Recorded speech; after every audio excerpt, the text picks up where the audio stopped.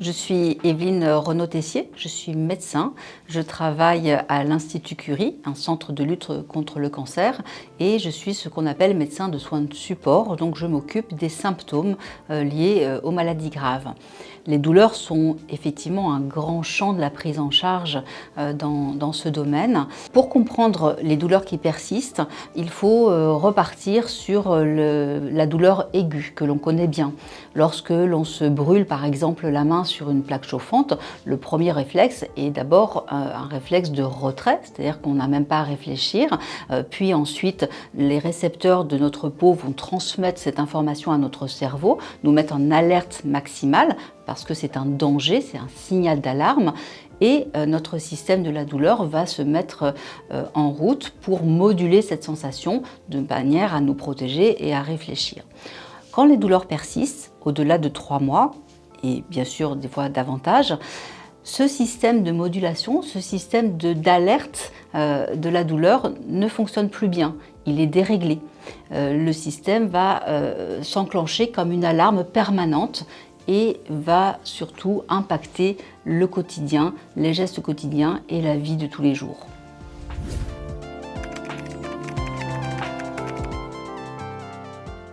Dans la cancérologie, il y a plusieurs thématiques où les douleurs vont persister. Elles vont être soit liées à la maladie en elle-même, mais aussi à ses traitements. Par exemple, la chirurgie occasionne des douleurs qui vont persister, qui sont liées à la technique de la chirurgie. Ce n'est pas systématique, ce n'est pas dans tous les cas, mais parfois la douleur après l'opération ne va pas rentrer normalement en ordre, mais va persister sur une composante assez désagréable.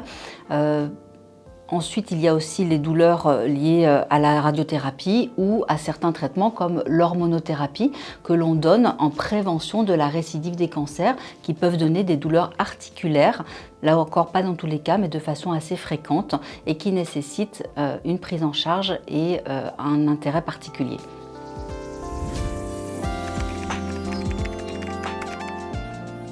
Alors cet accompagnement, il va être à plusieurs niveaux et prendre en compte plusieurs facteurs.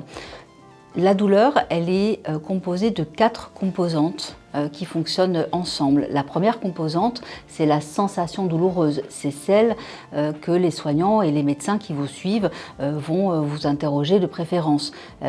Est-ce que c'est intense? Est-ce que c'est fréquent? Est-ce que ça réveille la nuit?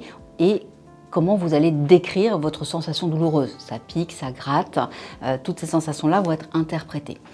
L'autre composante, c'est ce qu'on appelle la composante émotionnelle. La douleur, elle crée une émotion. En aigu, on l'a dit plus tôt, ça crée une surprise, mais en chronique, ça crée plutôt de la colère, de la tristesse et parfois même de la dépression. C'est cette deuxième composante. La troisième composante, c'est ce qu'on appelle la composante cognitive. Les pensées, ce qui nous traverse. Lorsqu'on est douloureux, on peut penser je vais peut-être être handicapé, ça ne s'arrêtera jamais. C'est des pensées qui vont moduler notre sensation douloureuse. La quatrième composante, c'est la composante dite comportementale. La douleur nous oblige à nous replier sur nous-mêmes, à avoir une attitude d'évitement. Et ces 4 composantes fonctionnent ensemble. Ça veut dire aussi qu'on va avoir une prise en charge et un accompagnement global sur l'ensemble de ces 4 phases. Sur la composante comportementale, ça va être de travailler sur la mobilité, les contractures, et on va mettre en place des dispositifs en ce sens. L'aspect émotionnel, ça peut être travailler son stress. L'anxiété fait partie de la douleur et travailler sur l'anxiété et le stress peut permettre de moins ressentir la douleur. Pour donner un exemple, lorsque on est pris dans une activité comme aller au cinéma ou faire un bridge acharné avec ses amis, eh bien on peut parfois moins ressentir la douleur. C'est lié à notre système, à notre système de la douleur. Et ça veut dire que ça, on peut chercher à entretenir cet effet-là, cet effet de distraction, de façon inconsciente, en apprenant des techniques à base d'hypnose, à base de relaxation, pour justement entretenir cet état où notre cerveau serait moins en capacité de percevoir la sensation douloureuse.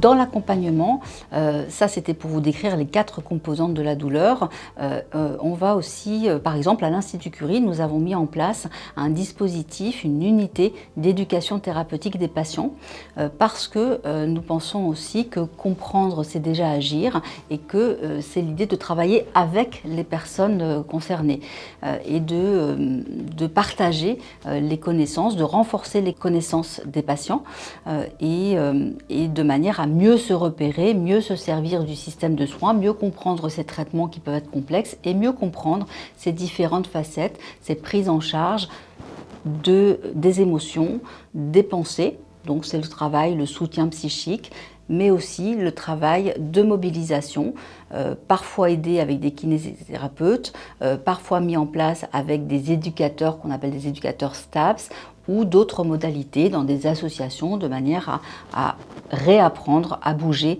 avec la douleur. Ces ateliers sont conçus en petits groupes et permettent des échanges partagés avec des professionnels de santé qui les animent pour renforcer ou acquérir des compétences dans le domaine. Et puis, c'est une forme d'accompagnement global, d'accompagnement social. Outre ces 4 composantes de la douleur, il y a des répercussions sociales, de retentissement de la douleur chronique sur ses relations avec les autres, sur des choses aussi comme la perte du travail ou les difficultés au travail. Donc toutes ces thématiques-là sont traversées et sont discutées au travers notamment de ces ateliers d'éducation thérapeutique.